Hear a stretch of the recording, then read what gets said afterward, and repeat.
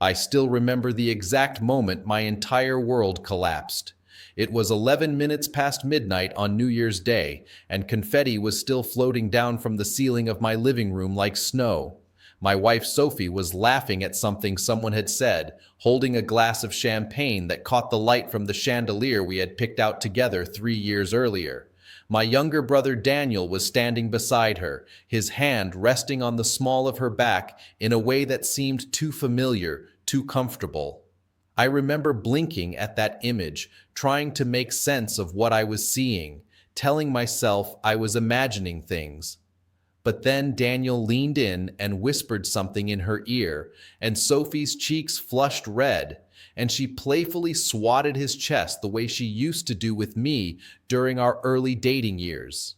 That was the first crack, the first fracture in a foundation I had believed was unbreakable. But I need to start from the beginning because you cannot understand the depth of my pain without understanding the depth of my trust. You cannot comprehend the severity of this betrayal without first knowing how much I loved these two people, how much I sacrificed for them, how completely I had opened myself to them. I grew up in Manchester with Daniel in a small terraced house that always smelled like my mother's cooking and my father's cigarettes. Our father was a factory worker who believed in honest labor and never taking shortcuts. Our mother cleaned houses for wealthy families across the city, coming home each evening with stories about the grand pianos and crystal glassware she had polished that day. We were not poor, but we were not comfortable either. Every pound was accounted for, every expense weighed against necessities. My parents taught me that family was everything, that blood was thicker than any substance on this earth, and that you protected your own no matter what the cost might be. I took those lessons to heart. I built my entire life around them. Daniel was 4 years younger than me, and from the moment he was born, I felt responsible for him in a way that went beyond ordinary sibling affection.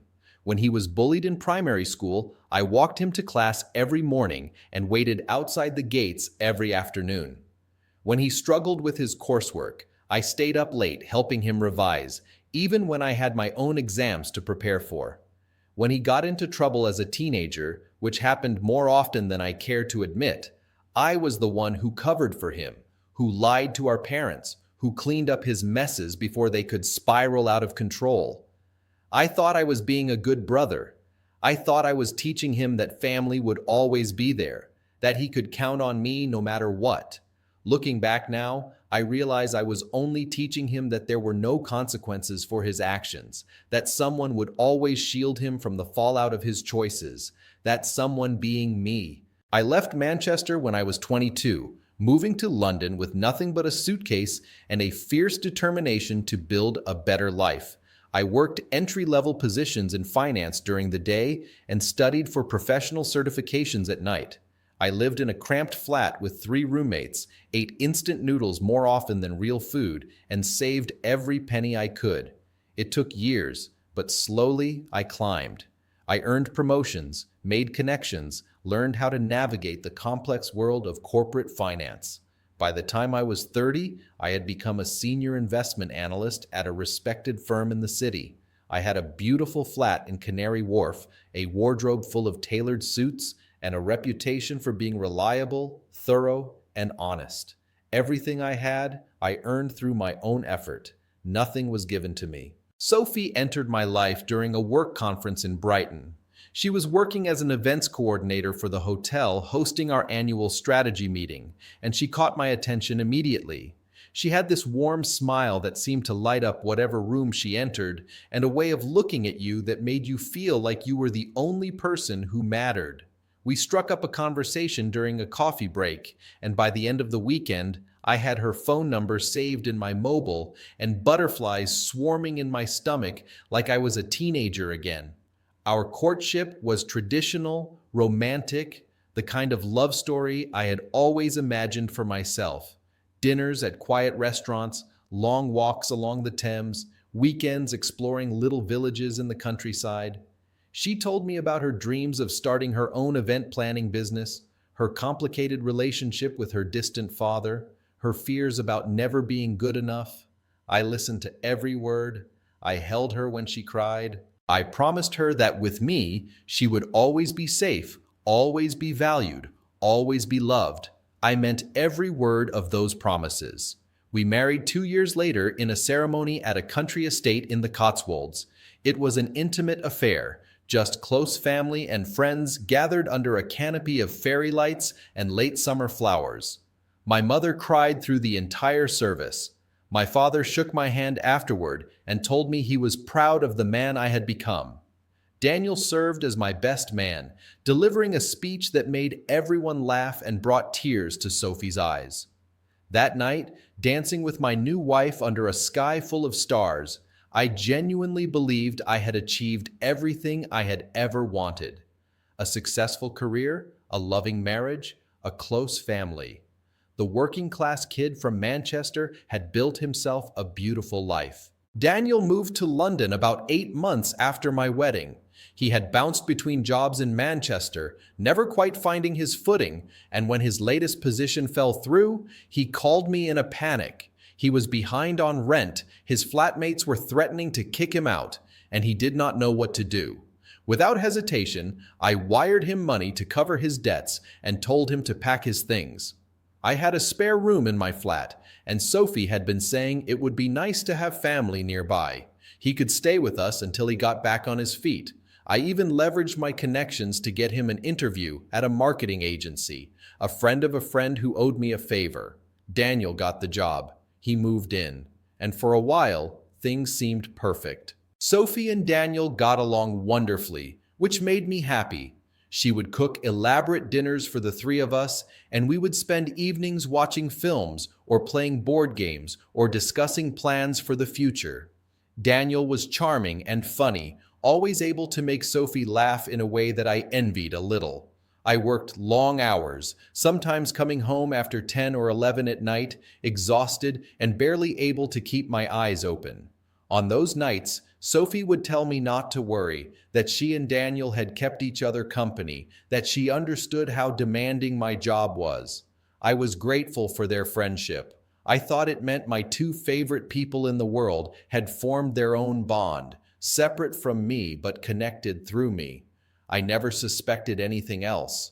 Why would I? She was my wife. He was my brother. These were the people I trusted more than anyone on the planet. The first sign something was wrong came about 6 months after Daniel moved in, though I did not recognize it as a sign at the time. I had taken a few days off work for a long weekend, planning to surprise Sophie with a trip to Paris. When I came home early on Thursday afternoon, the flat was quiet, but I could hear voices coming from the guest bedroom where Daniel stayed. I walked toward the door, intending to tell them about my surprise, but something made me pause. It was the tone of their conversation, hushed, intimate, punctuated by soft laughter that sounded almost conspiratorial. I stood there for a moment, my hand raised to knock, and then Sophie said something I could not quite make out, and Daniel responded with words I will never forget. He said, "He works so much, he barely notices anything. We could do this forever, and he would never know." I felt the blood drain from my face. My hand dropped to my side. Every instinct screamed at me to throw open the door and demand an explanation, but something held me back. Fear, perhaps, or denial. The desperate hope that I had misheard, that the words meant something innocent, that my mind was playing tricks on me. I turned around silently and left the flat, walking the streets for hours, trying to convince myself I was paranoid. When I returned that evening, Sophie greeted me with a kiss, and Daniel clapped me on the shoulder and asked how my day had been. Everything seemed normal. Everyone acted normal. I buried my suspicions and said nothing. Looking back, I wish I had confronted them then. Everything that followed might have been different, but I did not. I let weeks pass, then months. I watched them more carefully now, looking for evidence of whatever I had overheard, but finding nothing concrete. Sophie was affectionate and attentive. Daniel was friendly and grateful. They never touched inappropriately in front of me, never exchanged glances that seemed too meaningful. I started to believe I really had imagined everything, that stress and exhaustion had distorted an innocent conversation into something sinister. I threw myself into work even harder, trying to drown out the whisper of doubt that never quite disappeared. The Paris trip happened. Sophie was delighted. We strolled along the Seine and took photos in front of the Eiffel Tower and made love in our hotel room overlooking the city lights. She told me I was the best husband in the world. I believed her because I needed to believe her. Daniel eventually moved out, finding his own flat in Shoreditch after receiving a promotion at the marketing agency. I helped him furnish the place, lending him money for a deposit and co-signing his lease because his credit history was not strong enough on its own. He thanked me profusely, hugging me tight and telling me he would never forget everything I had done for him. "Family helps family," I said. "That is what brothers do." He nodded seriously, looking me in the eyes, and said he would always be there for me too, always, no matter what. Those words would echo in my mind for years to come, twisting into something bitter and ironic as the truth slowly came to light. Life continued.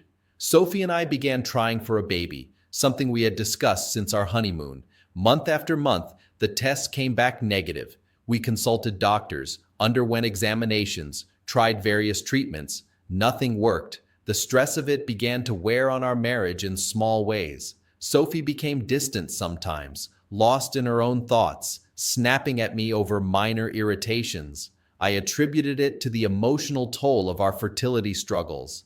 I tried to be supportive, understanding, patient. When she said she needed space, I gave her space. When she said she wanted to focus on her career for a while, I encouraged her. When she started spending more time out of the flat, meeting friends and attending networking events, I told myself it was healthy for her to have her own life outside our marriage. I wanted to be a modern, enlightened husband.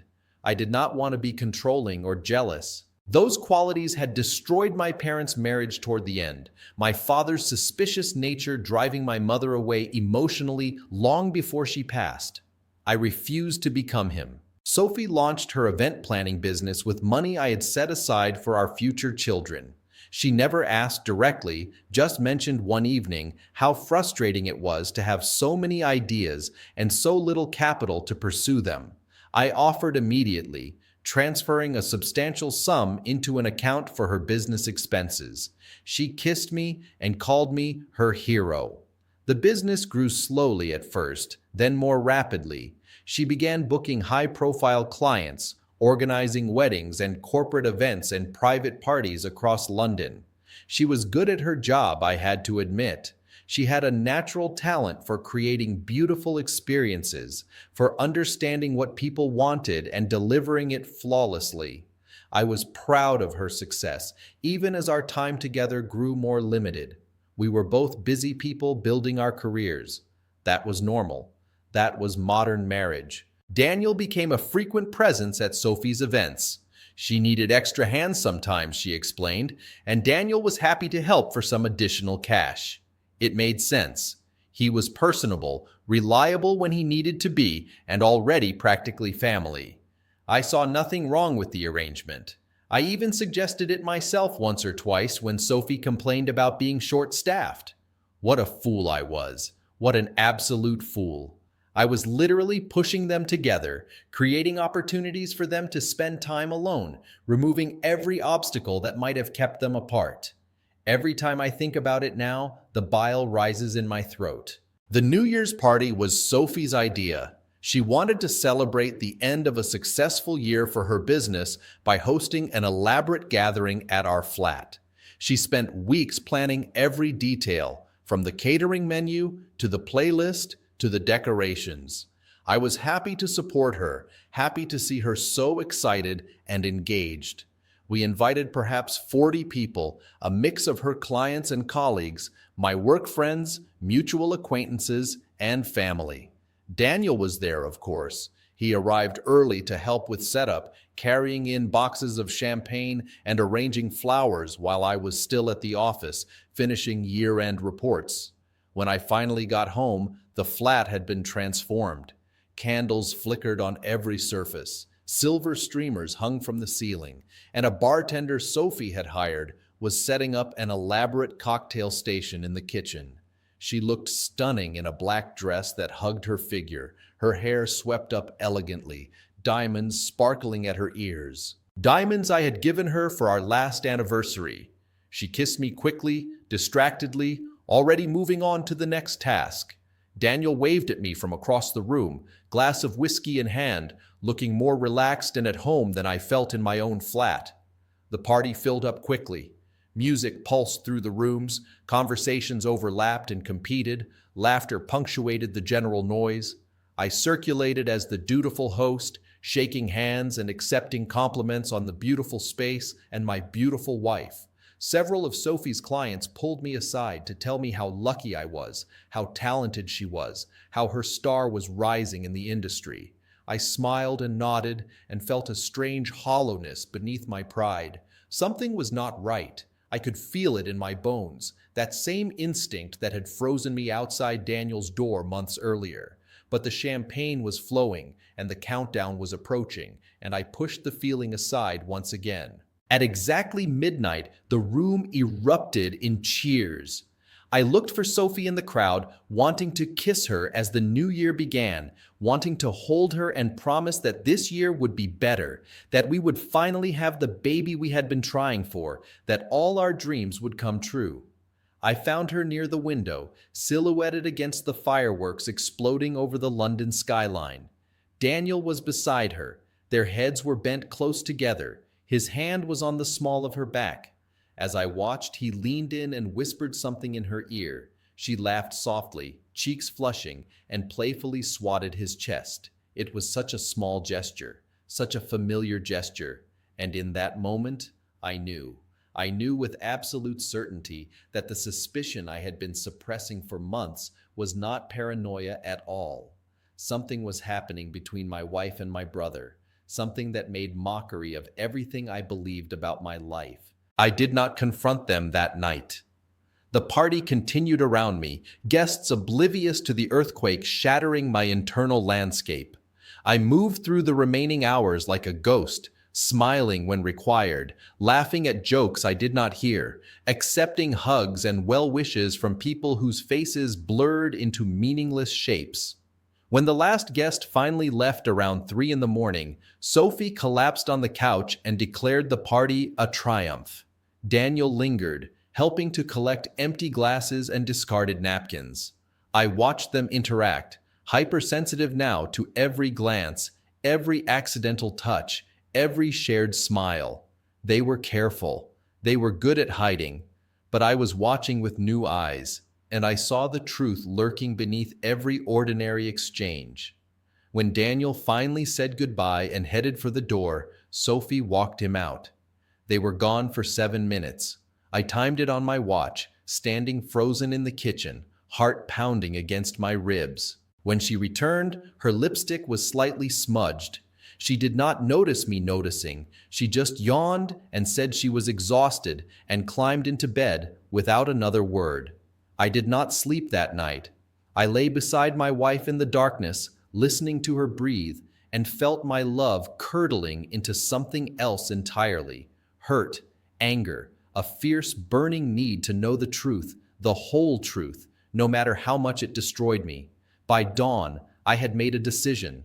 I would not confront them blindly, armed only with suspicion and circumstantial evidence. That would give them the opportunity to deny, to gaslight, to turn my accusations back on me. I needed proof, undeniable, irrefutable proof. And once I had it, I would make them pay for every lie, every betrayal, every moment they had laughed at my ignorance behind my back. The investigation began quietly.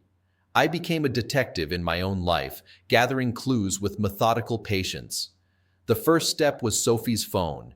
She guarded it carefully, always keeping it face down, always taking it with her to the bathroom, always angling the screen away when typing messages. But one evening, while she was in the shower, I saw her phone sitting on the bedside table, and I memorized the 4-digit code her fingers traced on the lock screen. I did not check it immediately. I waited. I needed the right opportunity, a window of time when I could examine it thoroughly without fear of interruption. That opportunity came 2 weeks later when Sophie announced she was spending the day at a spa with friends. The moment she left the flat, I retrieved her phone from where she had accidentally left it, charging in the kitchen. My hands trembled as I opened her messages. The conversation with Daniel was right there, near the top of her recent contacts, disguised under the name Venue Contact 4 in case I ever glanced at her screen. Clever, calculated. I scrolled through months of messages, watching their affair unfold in reverse chronology. The explicit messages came first, descriptions of what they wanted to do to each other, recollections of what they had already done. I felt physically sick, my stomach churning with each word I read, but I forced myself to continue. Further back, the messages became more emotional, declarations of love and frustration at having to hide, complaints about me and my obliviousness, plans for the future they imagined together. One message from Daniel stopped me cold. It was dated just 2 weeks after he had moved into our flat, long before I had overheard anything suspicious. It read, "I cannot stop thinking about last night. You are incredible. He does not deserve you." Sophie's reply came 3 minutes later. "I know, but we have to be careful. He cannot find out. Not yet. Not until we are ready." They had been together almost from the beginning.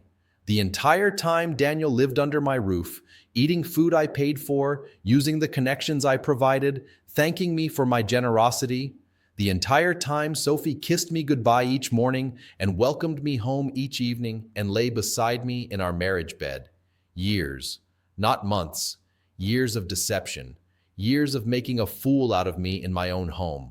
I photographed everything, screen after screen of messages, dates and times and explicit admissions of their affair. Then I restored the phone to exactly how I had found it and placed it back on the charger.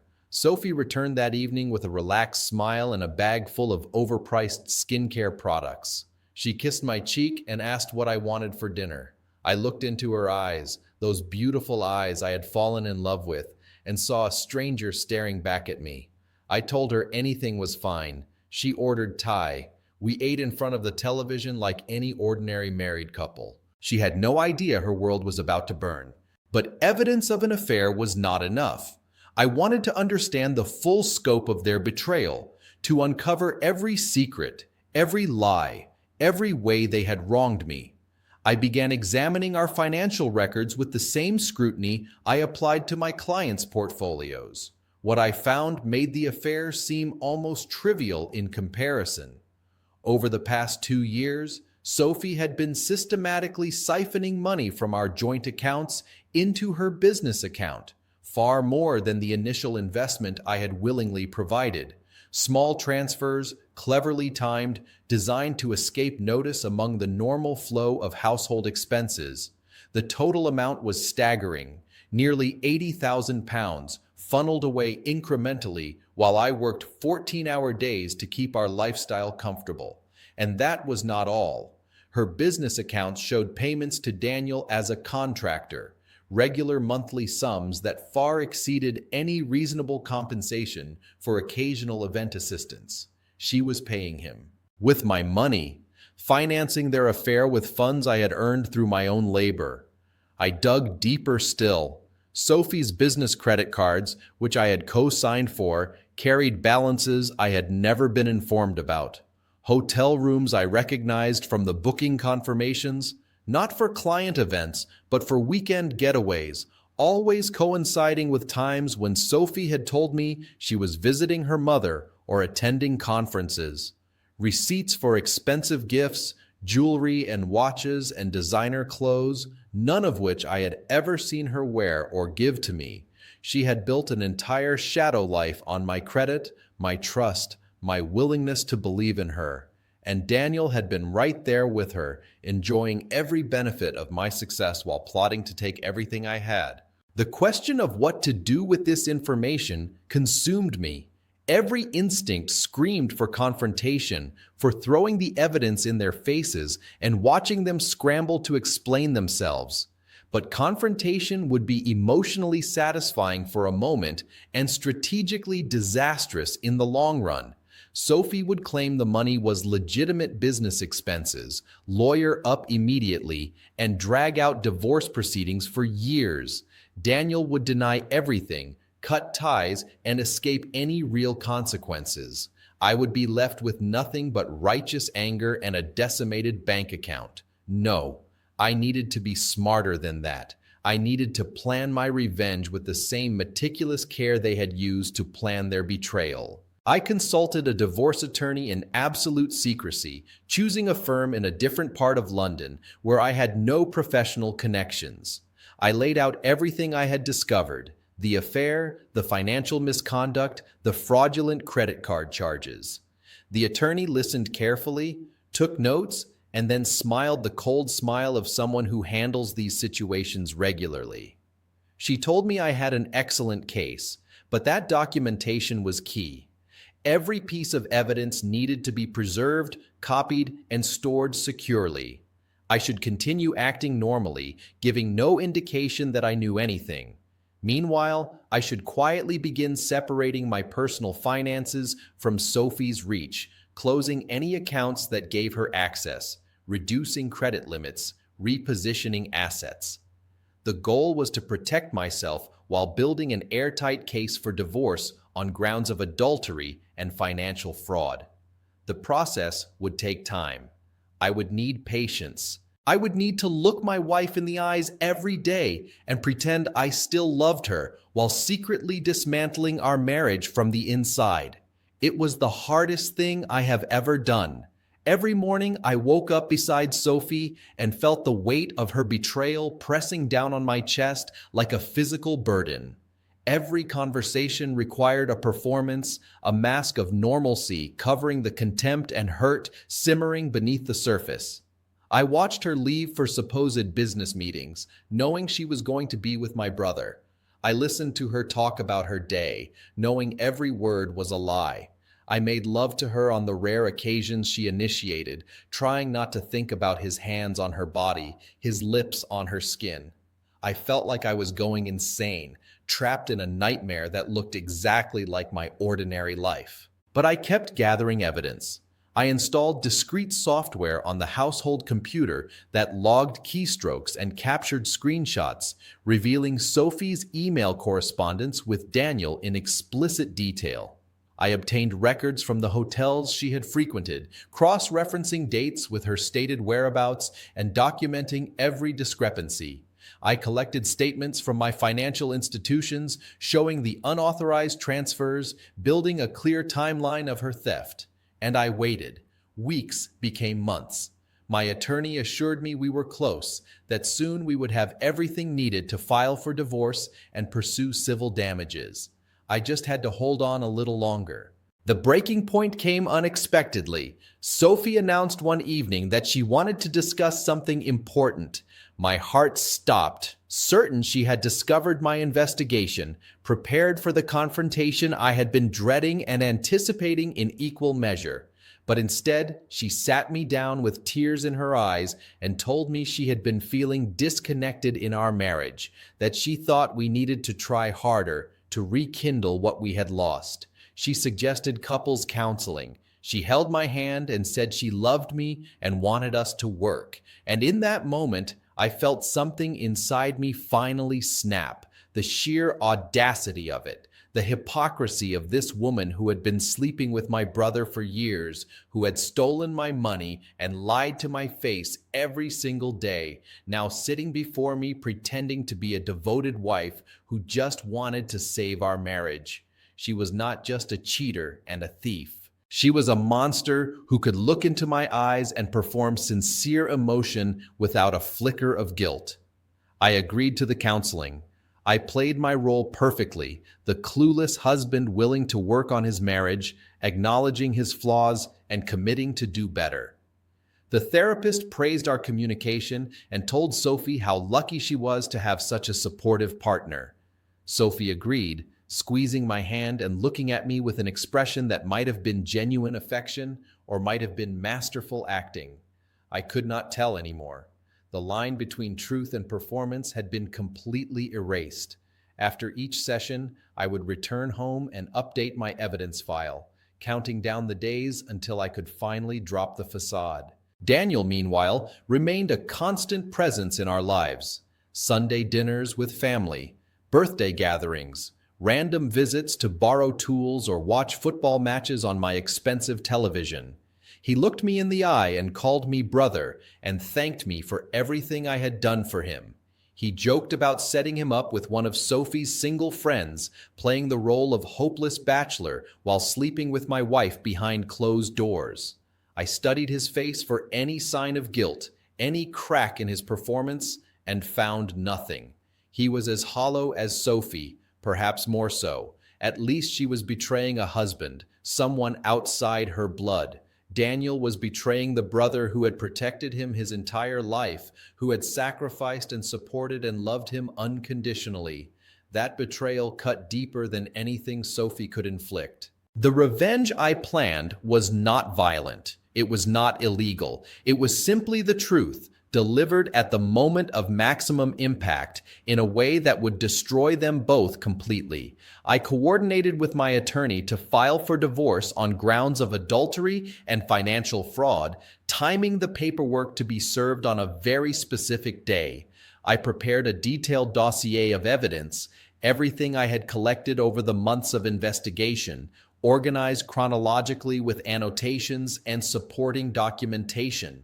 I reached out to Sophie's most important client, a wealthy businesswoman named Catherine Price, who had hired Sophie to plan her daughter's wedding the following spring.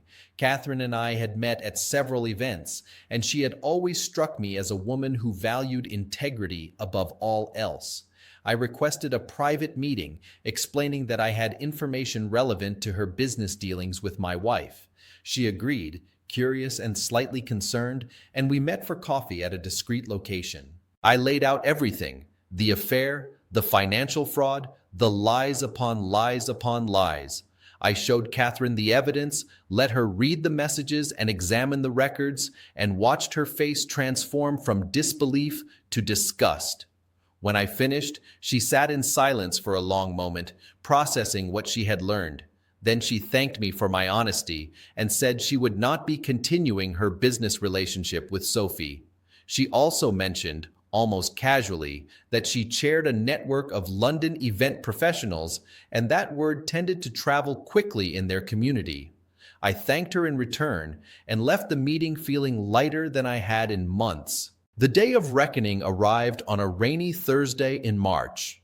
Sophie was at home, working on plans for an upcoming event, unaware that her largest contracts had already been quietly canceled. Daniel was at his flat, unaware that I had informed his employer about certain irregularities in his expense reports, discrepancies I had discovered while investigating Sophie's finances. At precisely 11 in the morning, a process server knocked on our door and handed Sophie the divorce petition. I was there to witness her face as she read the grounds, as she flipped through the attached evidence package, as her expression shifted from confusion to shock to dawning horror. She looked up at me, mouth opening and closing, searching for words that would not come. I spoke first. I told her I knew everything.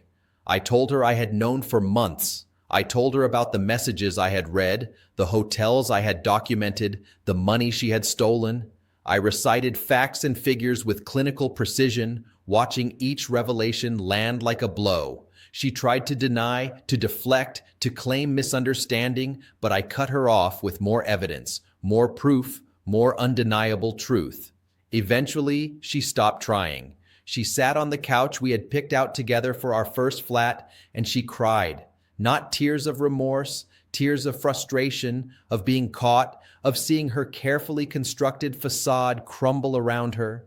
She asked how I could do this to her. She said I was destroying her life. The irony was apparently lost on her. Daniel called an hour later, Panicked and confused. His employer had suspended him pending investigation into expense report fraud, thousands of pounds in questionable claims that matched payments I could trace directly to Sophie's accounts. He demanded to know what was happening, whether I had something to do with it. I confirmed that I did. I told him I knew about the affair, knew about everything, and that he should probably find a good attorney. He started crying too, apologizing profusely, saying it was a mistake, saying he never meant for things to go so far. I asked him how long so far was. He could not answer. I told him I was done covering for him, done protecting him, done being the brother who sacrificed everything while he took and took and took. Then I hung up the phone and blocked his number. The divorce proceedings were brutal, but ultimately decisive. Sophie's attorney initially tried to claim the transfers were legitimate business expenses authorized by me, but my documentation proved otherwise. Her attorney tried to negotiate for spousal support, but the evidence of adultery and financial fraud severely weakened her position. In the end, she received nothing beyond her personal belongings and her failing business. The business failed completely within 6 months, Catherine Price's network having spread word of her misconduct throughout the industry. No reputable client would touch her. The wedding empire she had built on my money and my trust collapsed entirely, leaving her with nothing but debt and disgrace. Daniel fared even worse. The expense report investigation uncovered enough evidence to justify termination with cause, meaning no severance, no references, no cushion to soften his fall. He tried to find new employment, but the marketing industry in London is smaller than it appears, and word of his dismissal had spread. He called me repeatedly in the months following, from different numbers after I blocked each one, leaving voicemails that ranged from pleading to angry to desperate. I deleted every one without listening past the first sentence. Eventually, the calls stopped. I heard through distant family connections that he had moved back to Manchester, that he was living in our mother's old house, that he was working some dead-end job and drinking heavily. I felt nothing when I heard this. The brother I had loved and protected no longer existed. He had killed that person himself, slowly, through years of betrayal. I sold the flat in Canary Wharf. Too many memories haunted those rooms. Too much pain soaked into the walls and floors. I used the proceeds to buy a smaller place in a different part of the city, somewhere I had no history, no associations, no ghosts.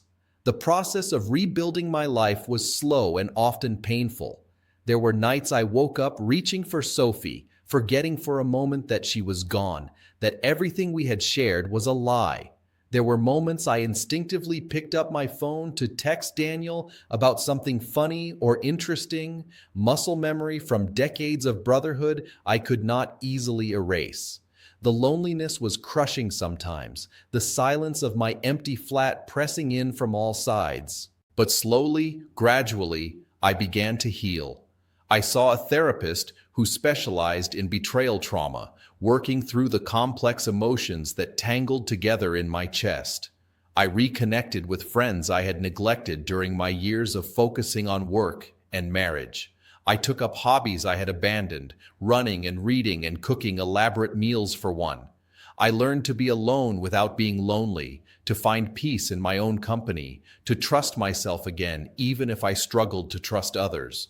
The scars remained, would always remain, but they became part of me rather than defining me. Almost 2 years after the divorce was finalized, I met someone new.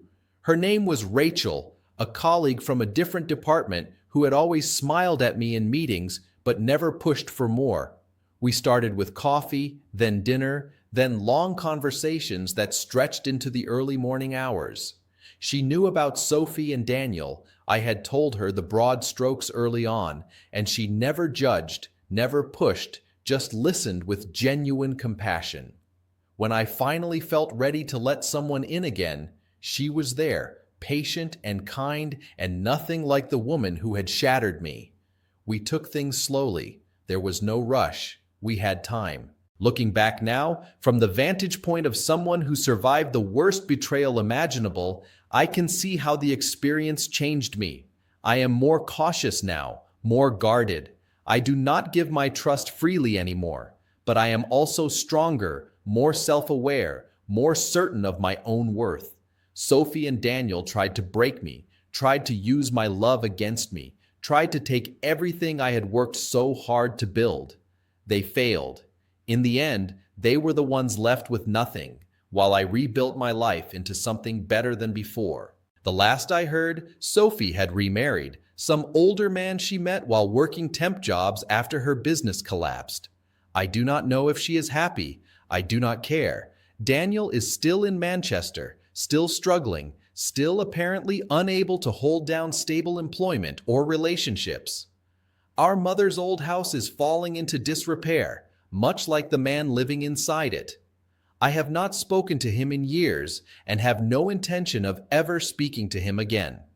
Family may be blood, but blood does not entitle anyone to betray you without consequence. That is perhaps the most important lesson I learned from all of this. The people closest to you can hurt you the deepest, but that proximity does not obligate forgiveness. Some wounds are too deep to heal with apologies and time. Some betrayals cannot be undone, only survived. I think about that New Year's party sometimes. The moment I first saw the truth reflected in their body language. Confetti falling like snow, champagne bubbles rising, my wife and my brother standing too close together while I watched from across the room. That image will stay with me forever, crystallized in memory as the moment my old life ended and my new one began. It was the worst night of my life, but it was also, in a strange way, the night that set me free. The night I stopped being a fool and started being a survivor. The night I chose to fight for myself instead of sacrificing everything for people who did not deserve my loyalty. If you are listening to this and recognizing pieces of your own story, I want you to know that it gets better. The pain does not last forever. The people who betray you do not get to define who you become. You are stronger than they think, stronger than you believe, strong enough to survive this and emerge transformed. Gather your evidence, protect your interests, plan your exit carefully, and when the time comes, do not hesitate to burn it all down, not for revenge, although revenge can be deeply satisfying, but for justice, for yourself, for the life you deserve to live, free from liars and manipulators and people who mistake your kindness for weakness. My name is Marcus Thompson. I was betrayed by my wife and my brother, and this is my story of how I took back everything they tried to steal from me.